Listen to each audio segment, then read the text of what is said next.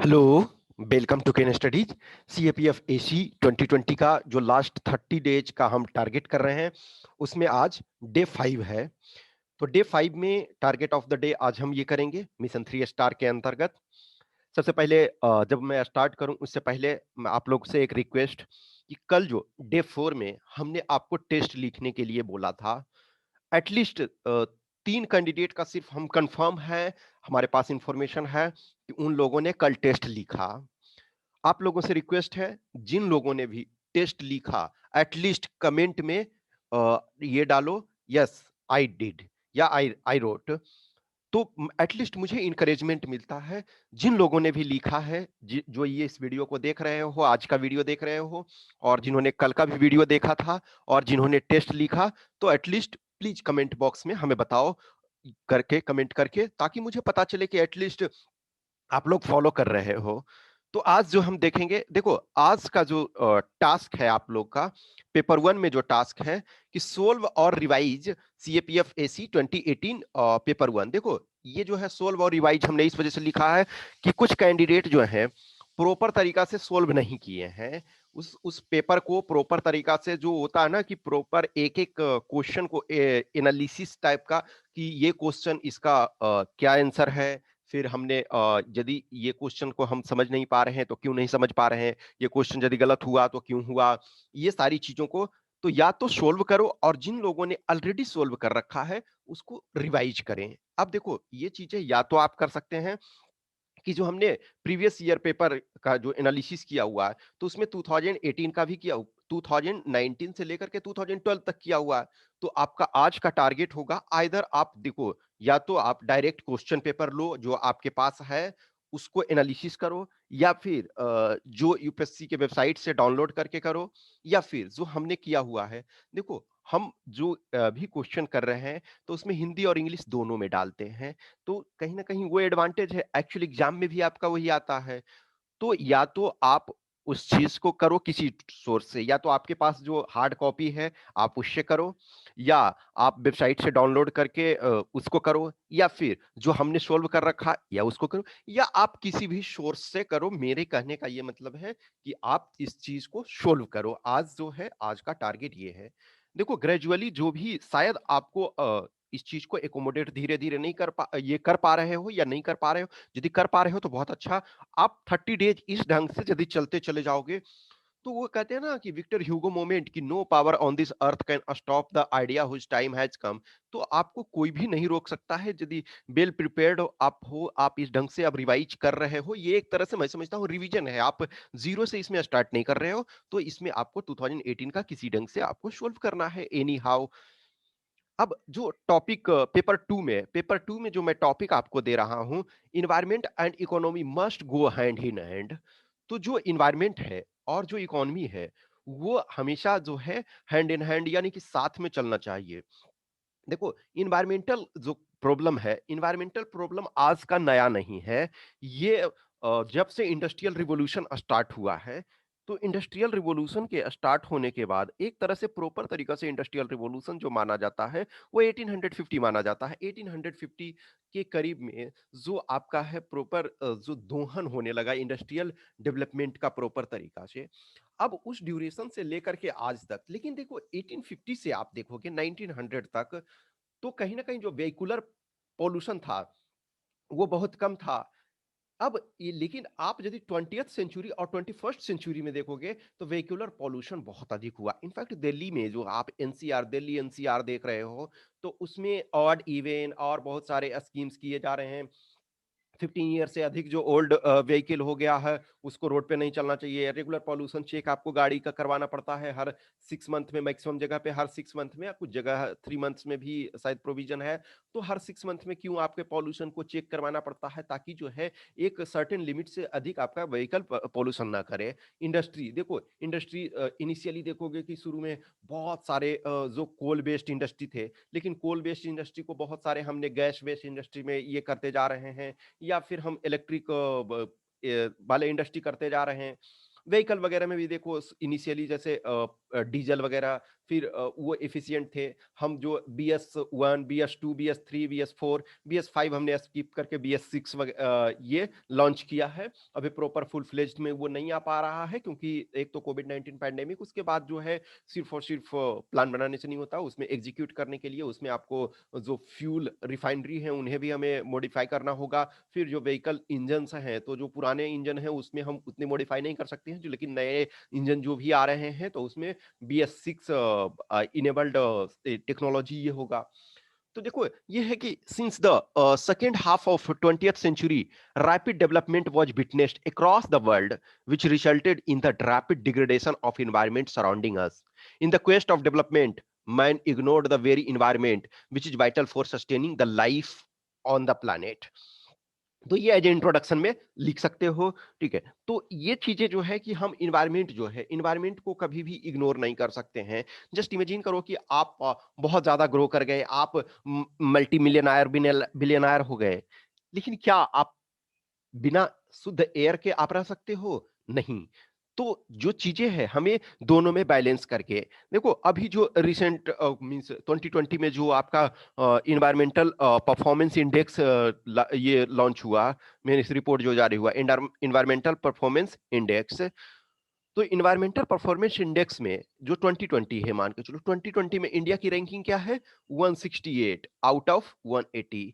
और 2002 ईयर्स पे ये जारी किया जाता है। 2018 में जो इंडिया का रैंक था 177 बाई 180। अब जस्ट इमेजिन करो। और उसके बाद भी जो एयर इंडेक्स है, एयर वाले में इसमें बहुत सारे इंडेक्स को लिया जाता है। तो एयर में हमारा क्या है? एयर क्वालिटी में हम 179 शायद हैं। तो कहीं ना कहीं एयर जो इंडिया, पाकिस्तान, अफगानिस्तान ये सब है, यहाँ एयर क्वालिटी की स्थिति बहुत बुरी है। उसका कहीं न कहीं एक ज्योग्राफिकल लोकेशन भी मायने रखता है। फिर उसके बाद बहुत सारे चीज़ें जो अभी हमारे पास जो डेवलपमेंट उस लेवल का नहीं हुआ है, तो हम जो क्लीन फ्यूल वगैरह यूज़ नहीं करते हैं। उसके बाद जो पराली वगैरह है, तो देखो बहुत सारे एरिया में तो उसको पराली को जो है, जैसे आप बिहार देखोगे, मैं समझता हूँ Bihar maximum part of Uttar Pradesh है, झारखंड है, तो यहाँ क्या है ना कि पराली जलाने की नौबत नहीं उस ढंग से आती है। कुछ फ्यू प्लेसेस में जलाया जाता है एक्सेप्शनल केस में, लेकिन क्या है ना कि हम लोग के यहाँ क्या है कि वो जानवर खा जाते हैं। तो एनिमल बीइंग, अब देखो क्या हो रहा है, जैसे-जैसे मशीनाइज़ेशन होता जा रहा है, तो उस मशीनाइज़ेशन के कारण क्या है, एनिमल बीइंग्स हमारे पास रखने की ज़रूरत नहीं। जैसे पहले देखोगे कि गाँव वगैरह में, जो भी आप लोग गाँव से बिलॉन्ग करते हो, तो गाँव में हर के पास जो किसान हैं, उनके पास बैल, एक किसी के पास मान के चलो कि जो छोटे किसान हैं, तो वो साझेदारी करके खेत जोतते थे। तो किसी के पास 1 बैल है, तो दूसरे के साथ साझेदारी करेंगे। किसी के पास 2 बैल है, तो वो सेल्फ सफिशिएंट है। किसी के पास 4 बैल है, किसी के पास 6 बैल है, डिपेंडिंग ऑन उनकी जो खेत। अब आज के डेट में क्या है, पावर टिलर और ट्रैक्टर। तो ट्रैक्टर अब मैं अपने गाँव की देख रहा हूँ, तो एक भी घर में अब बैल नहीं बचा हो जो हल चलाने के लिए यूज़ हो रहे हैं। तो ये सिचुएशन जो ग्रेजुअली है, तो अब आपने क्या किया कि मशीनाइज़ेशन कर लिया, तो 2 प्रॉब्लम हो रहा है। एक मशीन जो है वो पॉल्यूशन कर रहा है, और दूसरा जो बैल वो पराली खा सकते थे, अब वो बैल ही नहीं है। तो कहीं न कहीं जो प्रॉब्लम हो रहा है, तो इंडिया, पाकिस्तान, अफ़गानिस्तान इस एरिया में जो है काफ़ी ये, तो ये वाला चीज़ जो है कि बहुत बड़ा एक प्रॉब्लमैटिक है। और इस डेटा को आप यूज़ कर सकते हो कि जो एनवायरमेंटल जो परफॉर्मेंस इंडेक्स है 2020, उसमें इंडिया का रैंक जो है 168 बाई 180, और 2018 में आपका 177 बाई 180। इसको जो जारी करती है वो येल और Columbia University. Yale and Columbia University मिल करके in collaboration with World Economic Forum as well as European Commission. तो इसको आप यूज कर सकते हो एज ए शायद एमसीक्यू वगैरह में, जो आपका पेपर 1 है तो उसमें भी ये शायद पूछा जा सकता है। तो वो चीजें हैं। तो अब कहीं न कहीं देखा जाए तो अब इसमें जो फर्स्ट रैंक पे है, तो फर्स्ट रैंक पे कौन-सा है? जो 2020 की मैं बात कर रहा हूँ, तो डेनमार्क फर्स्ट रैंक पे है, ठीक है? उसके बाद सेकंड रैंक पे आपका लक्ज़मबर्ग है, थर्ड रैंक पे आपका स्विट्ज़रलैंड है, फोर्थ रैंक पे यूके है, और फिफ्थ रैंक पे फ्रांस है। अब देखो, आप ये कह सकते हो कि डेनमार्क, लक्ज़मबर्ग और स्विट्ज़रलैंड ये बहुत छोटे कंट्री हैं पॉपुलेशन पॉइंट ऑफ व्यू से, और ये हाइली डेवलप्ड हैं।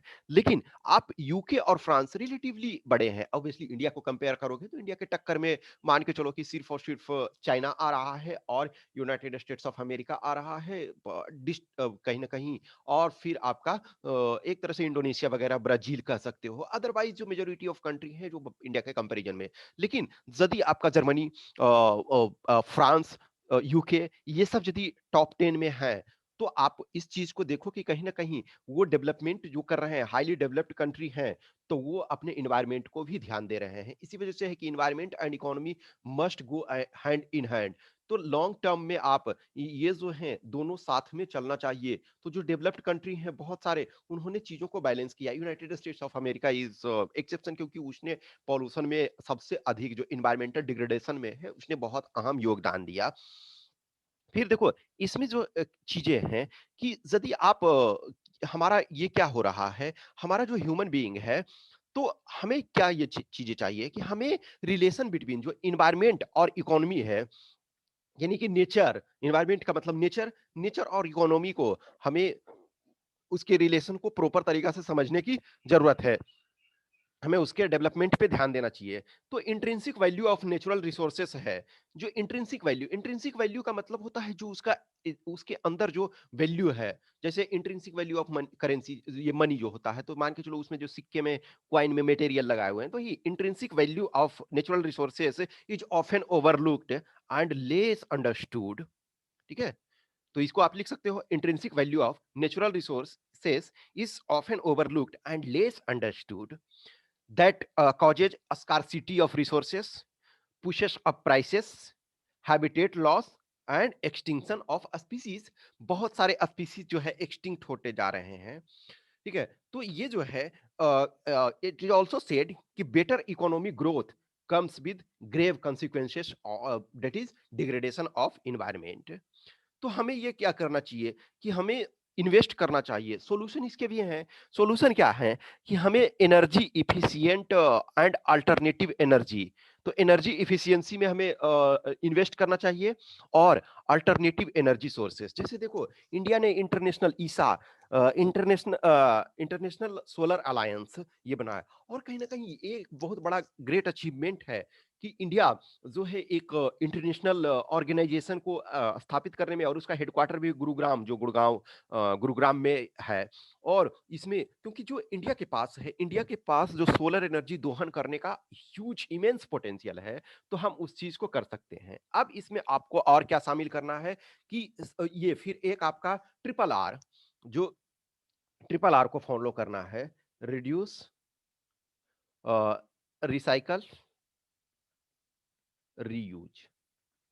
कोई भी जो आपका नेचुरल रिसोर्सेस है, देखो कुछ चीजें हैं कि रिसाइकल उसको नहीं। अब डीजल है, तो डीजल को एक बार जला दिए तो उसको रिसाइकल आप नहीं कर सकते हैं ना।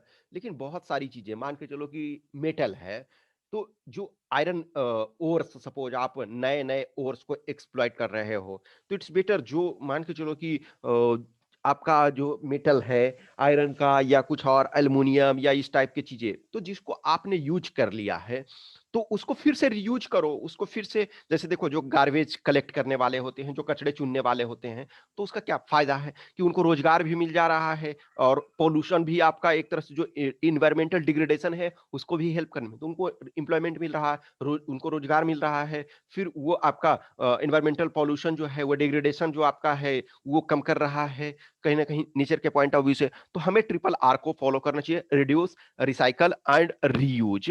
फिर जो है कहते हैं ना कि zero defect and zero effect, तो zero defect and zero effect जो है वो, यानी कि जो आप प्रोडक्ट बना रहे हो तो वो इफिशिएंट होना चाहिए, लेकिन जो इन्वायरमेंटल प्रोटेक्ट, जो इफेक्ट है इन्वायरमेंट पे, जो बैड कंसिक्वेंसेस है, वो मिनिमम होने चाहिए। फिर आप जैसे बिल्डिंग वगैरह बना रहे हो तो ग्रीन बिल्डिंग का यूज करना चाहिए। फिर कहीं ना कहीं इसमें जो भी है कि जो हमें हेल्दी लाइफ स्टाइल को भी ये जीना चाहिए। हर चीज के लिए आप जो वेहिकुलर पॉल्यूशन कर रहे हो, तो कुछ देर जैसे डिस्टेंस पे जाना है तो आप वॉक वगैरह कर सकते हो। अब जो एक आप इसमें कहीं भी ऐड करो, एशे वगैरह लिखो या कुछ भी, तो सस्टेनेबल डेवलपमेंट गोल को आपको जानना चाहिए। तो 17 सस्टेनेबल डेवलपमेंट गोल है, उसमें आपके पास कुछ गोल्स जो हैं, तो आप उसको एटलीस्ट 17 का आपको ध्यान होना चाहिए। यदि 17 आपका सस्टेनेबल डेवलपमेंट गोल है, जो सस्टेनेबल डेवलपमेंट गोल है वो 2015 से स्टार्ट एक तरह से हुआ है और 2030 तक है। तो इसमें है गोल नंबर 6। गोल नंबर 6 कहता है कि क्लीन वाटर एंड सैनिटेशन, तो ये आपको चाहिए। नेक्स्ट जो गोल नंबर 7 है, ये अफोर्डेबल एंड क्लीन एनर्जी, तो हम ऑलरेडी बताया कि clean energy efficiency and alternative energy sources में, तो इसमें क्या होना चाहिए, गोल नंबर 7। यदि अब देखो यही मार्क्स बढ़ता है कि आपने लिखा है कि in goal number 7 of sustainable development goal it says कि अफोर्डेबल एंड क्लीन एनर्जी। फिर goal number 11 sustainable cities and communities, फिर goal number 12 responsible consumption and production. जो आपका कंजम्पशन और प्रोडक्शन होना चाहिए, जो गोल नंबर आपका 12 कहता है, तो वो रिस्पॉन्सिबल होना चाहिए। ऐसा नहीं है कि आप अंधाधुंध, जस्ट इमेजिन करो थोड़ी देर के लिए रो कि आप घर में पार्टी कर रहे हो, जैसे अभी मैरिज मान के चलो, अभी छठ का फेस्टिवल हुआ, तो छठ के फेस्टिवल में चलो लोग एक दूसरे के यहाँ जाते हैं, फिर लोग खाना खिलाते हैं।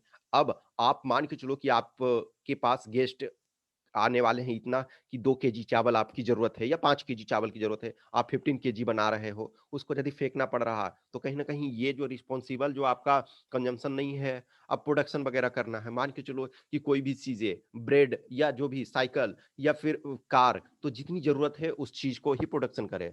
फिर गोल नंबर 13 जो है क्लाइमेट एक्शन, जो क्लाइमेट चेंज हो रहा है उसके लिए आप क्या क्या एक्शन ले रहे हो। नेक्स्ट आपका गोल नंबर 14 जो है लाइफ बिलो वाटर, और गोल नंबर 15 जो है लाइफ ऑन लैंड। तो इन सारे चीज़ों को जो है कि अब सारे चीज़ों को गोल को नहीं लिखना है, लेकिन आप ये चीज़ें लिख सकते हो ना कि goal number 7 talks about affordable and clean energy, और गोल नंबर 12 तो रिस्पांसिबल कंजम्पशन एंड प्रोडक्शन। तो we should take care about that. आप एवरी टाइम देखो कि एनवायरनमेंट है, आप इसको जो एनवायरनमेंट है उसका कोई बाउंड्री नहीं होता है। ऐसा नहीं है ना कि आप सोचोगे ना कि मैं पराली जला ले रहा हूँ, ये दूसरे को, सिर्फ ये दूसरे को हानि ही नहीं कर, ये आपको ही नहीं दूसरे को भी हानि करेगा, और ये उन लोगों को के लिए भी जिन लोगों ने एक्चुअली उसमें कोई कंट्रीब्यूशन ही नहीं दिया, उसमें कोई कंजम्पशन ही वो नहीं कर रहे हैं, फिर भी उसको they are bearing the brunt. Just imagine करो कि कोई दिल्ली में रह रहा है, कोई आदमी मान के चलो कि थोड़ी देर के लिए कि किसी वो छत्तीसगढ़ में वो बहुत अच्छे इन्वायरमेंट में रह रहा था, तो वो उसने इन्वायरमेंट को प्रोटेक्ट करने के लिए बहुत कुछ किया, लेकिन वो दिल्ली आ रहा है, दिल्ली में उसने पॉल्यूशन में अहम योगदान नहीं दिया, फिर भी वो जो वर्स्ट कंडीशन है इन्वायरमेंट का, तो कहीं ना कहीं उसका वो कंसिक्वेंस वो झेल रहा है। ठीक है, तो ये इस चीज को टॉपिक को देखोगे। अब आज का टॉपिक में जो हम ग्रामर करते हैं, तो देखो इसमें आपको क्या करना है, जो एनालाइज पेपर 2 सीएपीएफ एसी 2019, तो जो 2019 का सीएपीएफ आपका एसी का है पेपर 2, उसको एनालिसिस करना है। तो देखो उसमें क्या करना है आपको, ग्रामर का मैं इस वजह से, जो ग्रामर का मैं सॉल्यूशन डालता था, तो इसमें क्या है, जो आप हमारे वेबसाइट पे, ये सॉरी केन स्टडी यूट्यूब में जाओगे, आप ये इसमें देखोगे, ऑलरेडी आप यहाँ देख रहे हो, तो इसमें प्लेलिस्ट जो है पेपर 2, प्रीवियस ईयर पेपर 2 जो है, उसमें आप उस प्लेलिस्ट में जाओगे, प्लेलिस्ट आपका ये मिलेगा, previous year CAPF AC previous year paper 2।